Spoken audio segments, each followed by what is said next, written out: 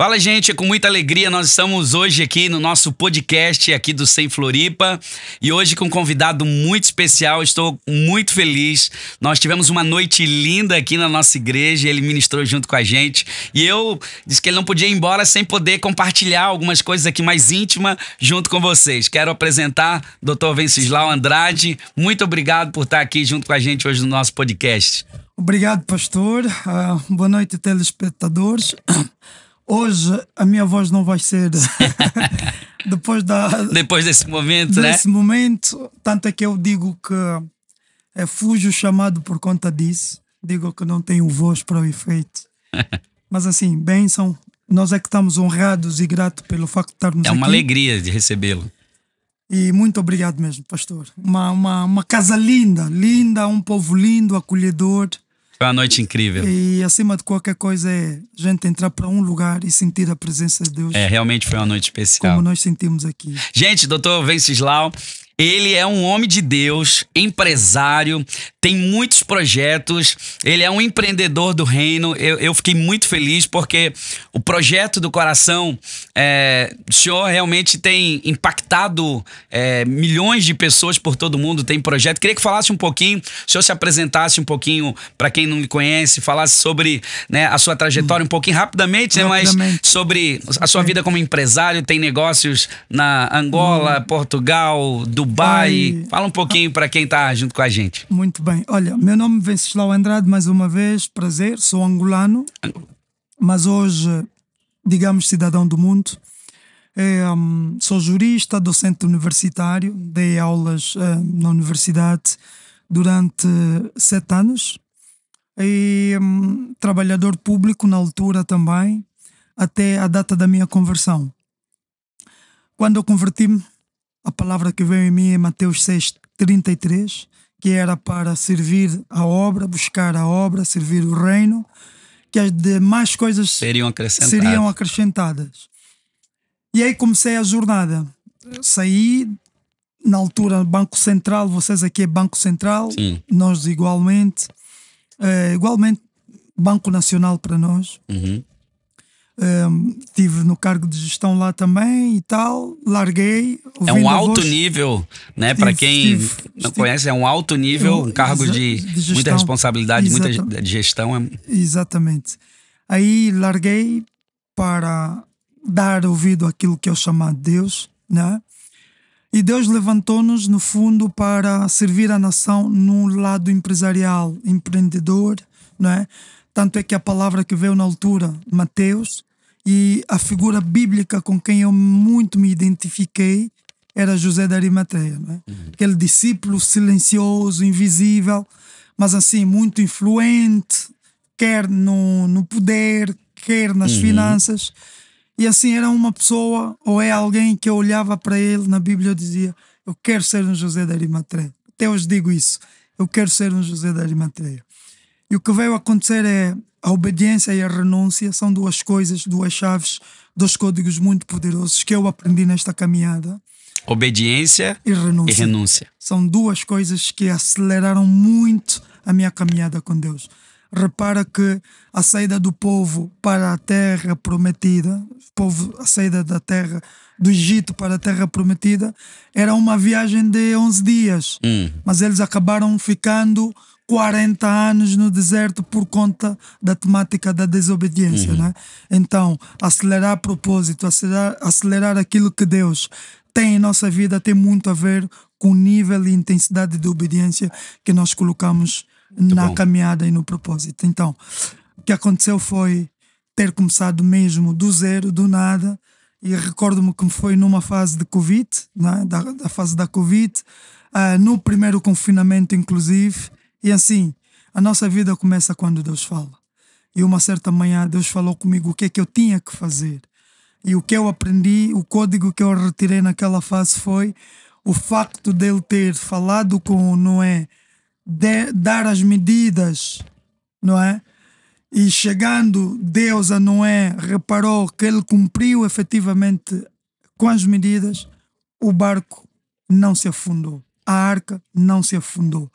Olhar para Moisés, dar as medidas e Moisés cumprir na íntegra, na construção do tabernáculo, diz a palavra que Deus gostou daquilo que ele viu em termos de construção. Então o que eu procurei fazer foi exatamente isso. Capturar da parte de Deus aquilo que ele estava a orientar, aplicar com precisão. E o que é que ele orientou-me para que eu me dedicasse na temática do treinamento para essa nação? Porque a palavra foi, quando entregou-me a missão, foi em Oséias 4:6. Meu povo perece por falta de conhecimento.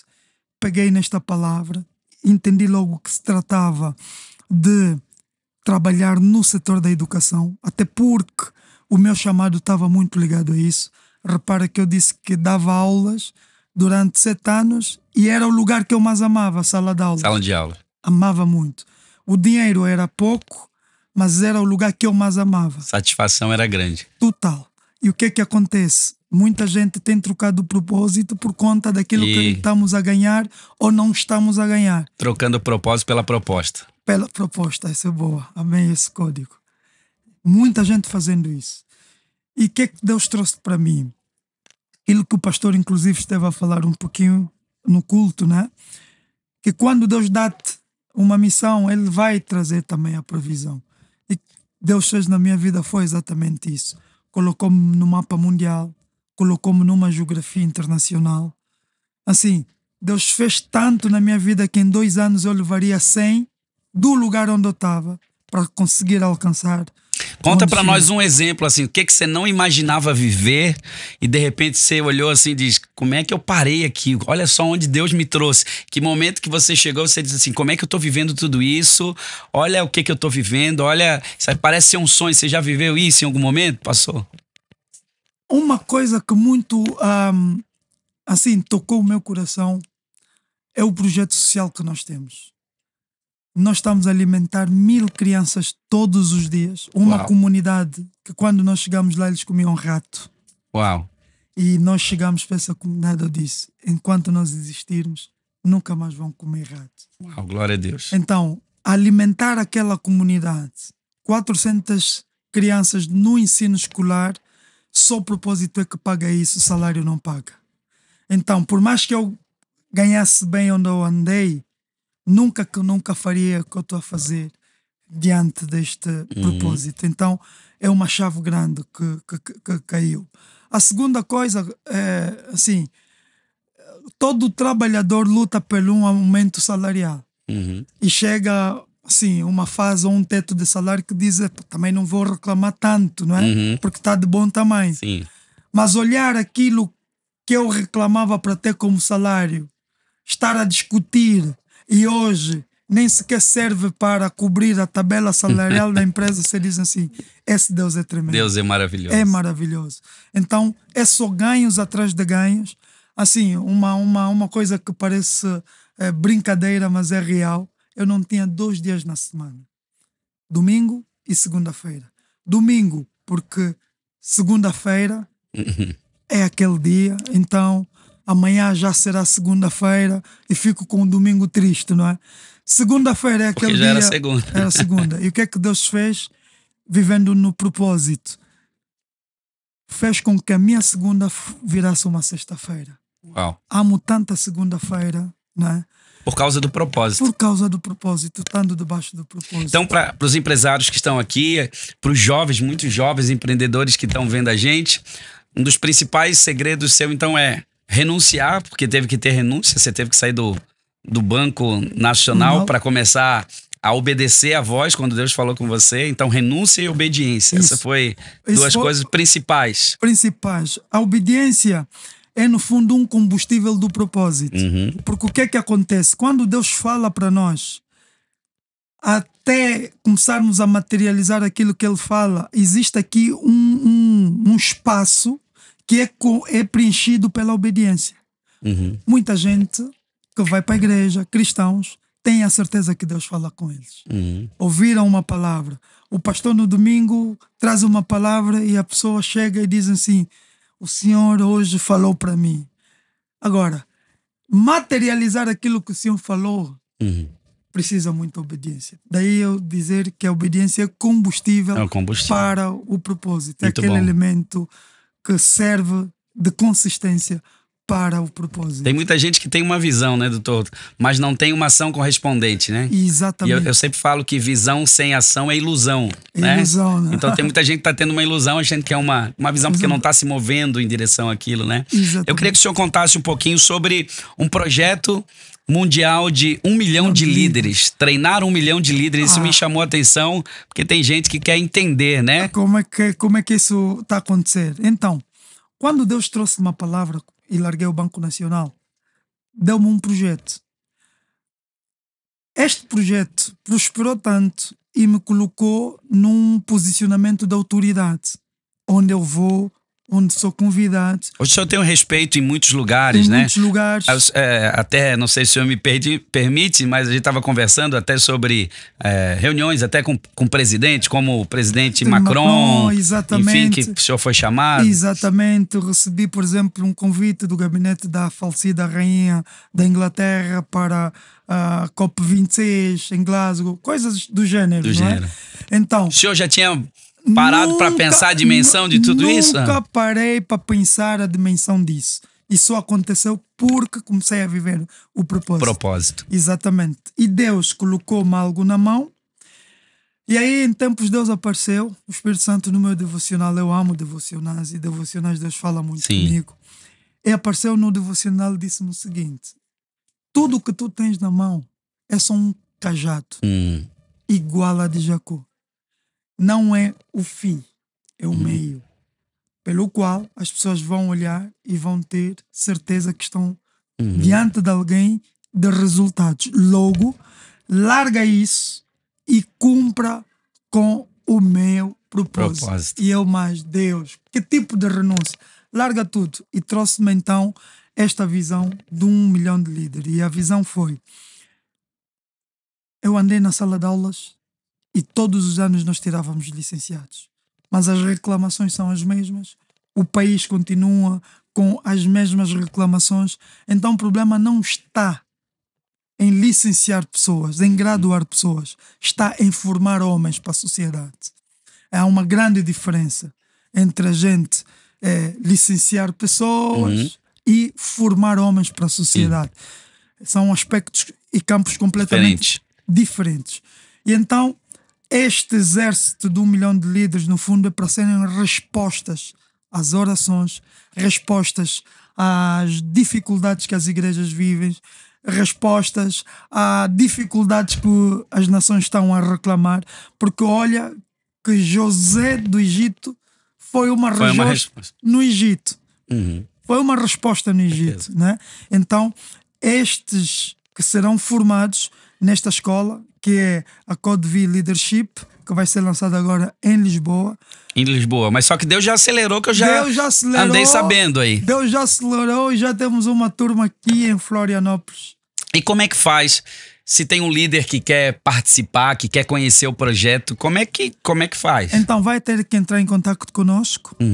Vai seguir as nossas páginas, entrar em contato conosco e para cada lugar nós estamos a apresentar a metodologia e a estratégia própria de implementação. Por quê? Porque o povo cá no Brasil é diferente, inclusive entre estados. O comportamento dos estudantes em Lisboa de igual modo, não é? E Angola também. Então nós vamos aplicando as escolas em função a próprias necessidades de cada lugar. Essa escola, ela tá ligada ao empreendedorismo? Ela é uma escola mais ligada ao ministério? Em que área que é abordado o foco principal da escola? É área espiritual e área do empreendedorismo. Nós entendemos... Empreendedores do reino. Então. Exatamente. Nós entendemos que o ouro e a prata vêm de Deus. Deus criou tudo. Deus criou o diamante, Deus criou o petróleo, o ouro e a prata. Nós, como filho, devemos ter acesso E só que o grande problema é ter acesso com a mentalidade correta. Eu ia falar agora sobre mentalidade, né? Você acha que isso é uma das principais... Eu estava falando essa semana com alguém que tinha uma grande fé, mas eu via uma mentalidade pequena. É como se fosse o exemplo assim, essa pessoa tá orando para Deus dar uma bicicleta, ele mora a 40 quilômetros, 50 quilômetros da igreja, Senhor, me dá uma bicicleta, e Deus ouve, Deus honra a fé dele e dá a bicicleta, mas ele podia ter uma mentalidade, Senhor, me dá um carro, Senhor, me dá um avião. Então, você acredita que é muito importante essa questão da expansão da mentalidade alinhada com a fé? Exatamente. Por quê? Porque nós só chegamos no limite da nossa visão. Quanto mais nós expandirmos a nossa visão e nos colocarmos debaixo daquela fé, é um pouquinho o que aconteceu com Abraão. Sai de baixo. Quantas estrelas que estão no céu. A referência de cima, a referência de baixo. Exatamente. Nós nunca vamos conseguir contar. E há uma palavra que nós vamos encontrar em Josué 1, e lá nos finais dos versículos nós vamos ver que os limites que Deus está a dar, onde nós vamos alcançar, é no horizonte do pôr do sol. Só que se nós nos colocarmos a buscar o horizonte, nunca vamos chegar, porque o horizonte está cada vez mais a expandir e cada vez mais distante. Então, para dizer que em Deus nós nunca vamos saber o que é que Ele vai fazer e qual é a quantidade, não temos essa dimensão. E como sonhar pouco e sonhar muito dá o mesmo trabalho, vamos sonhar. Vamos sonhar. É isso aí. A cama é a mesma onde eu estou a sonhar. Estou a sonhar pouco numa cama onde eu posso sonhar muito. Então, sonhar grande. Por exemplo, a minha meta de 1 milhão de líderes, as pessoas olham e dizem assim, uau, essa é a meta para todas as nações. O meu povo em Angola, estamos a falar 37 milhões de habitantes. Se eu fazer um bom trabalho aí, chegar na meta de 1 milhão de líderes, consigo, não é? Olhando Cabo Verde, Moçambique, Brasil, Portugal, por que não? Não é? Então é mais ou menos essa fé que nos colocamos, a mentalidade certa, no lugar certo, na visão certa, na intensidade e velocidade, nós conseguimos alcançar. E conta pra gente quais são hoje os seus negócios, qual é a área da sua atuação, além do ministério, você tem a sua atuação empreendedor, né? Como empreendedor. Quais são os ramos, como é que, quais são as áreas que você Nós hoje estamos quase em tudo. Em todas as áreas. Estamos em quase todas as áreas. O que é que nós fizemos? Um pouquinho daquilo que aconteceu no Egito. José teve em tudo, não só nos celeiros, mas num negócio. Você usa muito princípios de José, Gênesis 37. Eu pego, assim, tudo está na Bíblia. Tudo prosperidade está na Bíblia, saúde está na Bíblia, tudo está na Bíblia. Então é lá onde eu vou à busca. E o que é que eu fiz?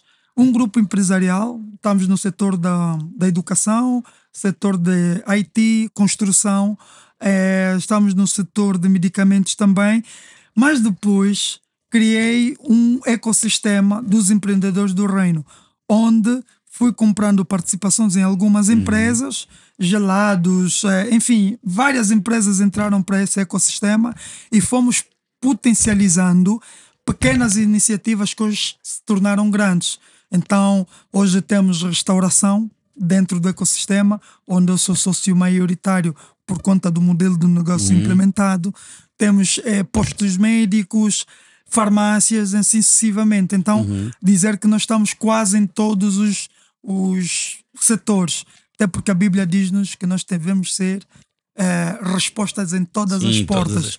Em todas as portas. Não podem sobrepor a nós. Nós temos que dar respostas. Então, é mais ou menos uma filosofia e postura de estar. Muito bom.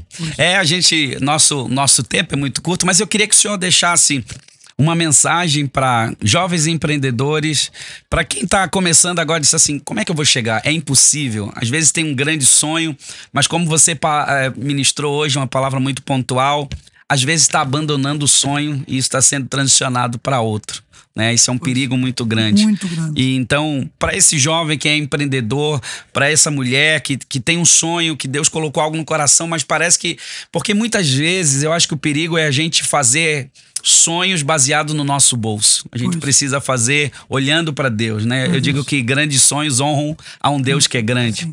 Então eu queria que você deixasse uma mensagem para pastores, para líderes, para gente que sonha, para gente sonhador que está ali, e como você é uma referência de alguém também que Deus estabeleceu, porque tem muita gente que tem um sonho de, Senhor, me levanta para que eu possa ser uma resposta, né? E vendo a sua história, vendo a sua vida, isso inspira, e eu queria que você deixasse um recado. Olha, aqui a palavra vai ser muito rápida, vai ser muito simples. E a simplicidade da palavra estará numa coisa que é, não é como eu vou fazer, É com quem? com quem eu vou fazer. Muito bom. Carro estragou na via pública, eu não tenho que bater a cabeça, procurar perceber como é que eu vou consertar o carro. Eu tenho que procurar um mecânico. Para dizer que muitas vezes nós na vida só precisamos identificar isso. Então, a pessoa central é Cristo. E materializar aquilo que nós estamos a captar da parte de Deus é muito fundamental. O que é que acontece? As pessoas não... Eu costumo dizer que elas não é que não querem fazer, elas só têm medo de fazer. Não é que elas não querem fazer, só que elas ficam presas nos questionamentos. Então, para você que está a começar agora, não se questione muito. O questionar pode fazer com que você vá encontrar impedimentos nas respostas. Por quê? Porque a nossa visão e as nossas respostas são limitadas na percepção e compreensão humana. Mas quando Deus deposita algo, é divino. Entende? E quando algo é divino, nós nunca podemos questionar com os olhos carnais, tem que ser o espiritual. E a dimensão do questionamento espiritual não tem como. Quem diria que José ia ser, né? Quem diria? Quem diria? E Deus não vai falar. Deus não abre as portas, Deus abre a porta. Na medida que você acessa, Ele Muito bom. vai abrindo a porta. E o que é que vai acontecer? Você vai crescendo pelo caminho. É só olharmos nos discípulos. Os discípulos, eles foram se fortalecendo, eles foram crescendo no caminho. Então, o caminho fortalece. O caminho faz com que nós tenhamos consciência daquilo que estamos a fazer. O caminho faz com que nós ganhemos experiência daquilo que estamos a fazer. Então, não espere por experiência, não espere por recursos, não espere, avance. Na caminhada, você vai aprender. E cada vez que você cair, não olhe na queda como um retrocesso, mas sim como um aprendizado. Não olhe na queda como um fracasso, mas como um aprendizado. E mais, é importante que você comece a dar o passo agora, porque se você errar agora, você terá tempo de corrigir. Chega uma fase na vida que não tens como. Tem mais tempo. Já não há mais tempo. Então, hoje as pessoas perguntam por que é que eu estou a viajar tanto. Eu estou a dizer porque ainda tenho forças para o efeito. Então, estou a abrir isto aqui, ali, acolá, não é? Porque ainda tenho força. Sim. Porque vai chegar um dia que é cadeira de roda, atrás de cadeira de roda, aí não tenho como continuar a correr dessa forma. Então é a palavra que eu deixo muito bom para quem nos assiste. Doutor, quero agradecer por esse tempo, né? Quero agradecer, a gente poderia ficar aqui muito mais aprendendo, né? Recebendo esses códigos, esses princípios tão preciosos, que Deus continue abençoando, prosperando. Uma das coisas que me chamou a atenção é o coração, a humildade mesmo chegando, né? Eu acho que muitas pessoas, eu estava pensando um pouquinho, por que foi José levantado naquela posição, né? Porque o coração dele estava preparado para perdoar os seus irmãos, o coração...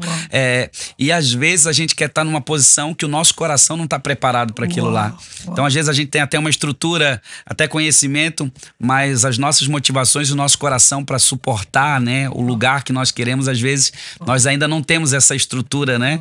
Eu falo às vezes até espiritualmente, a gente quer o peso de uma glória, mas nós não temos a estrutura para suportar o que pedimos, né? Então eu acho que as lutas, os desafios são exatamente esse, criando estrutura em nós, maturidade em nós, para a gente suportar o que Deus quer nos entregar, o que Ele já falou, né? Então eu digo que quando Deus faz uma promessa, Ele não vai preparar a promessa, Ele está preparando, somos nós para aquilo que Ele já tem, né? Muito obrigado pelo seu coração, pela sua humildade, que Deus continue usando nas nações da terra. Vou lá lhe visitar, quero muito. Eu vou ficar muito feliz. Vai ser uma alegria, quero conhecer Angola. Dubai, se quiser. Vamos lá em Dubai. Dubai ou Angola. Vai ser uma se alegria. Em Portugal, a primeira deslocação do pastor, por favor, avisa-nos. Vai ser porque maravilhoso. Nós queremos honrá-lo da forma que honrou-nos aqui. Por favor.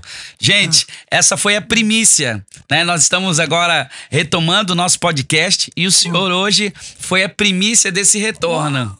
Foi um tempo novo e eu tenho certeza que tem muita coisa boa que vai abençoar muita gente. Deus abençoe. Como eu sempre falo, me queira bem, que eu te quero bem e o Senhor também. Até a próxima, gente. Deus abençoe. Deus Obrigado. abençoe. Obrigado.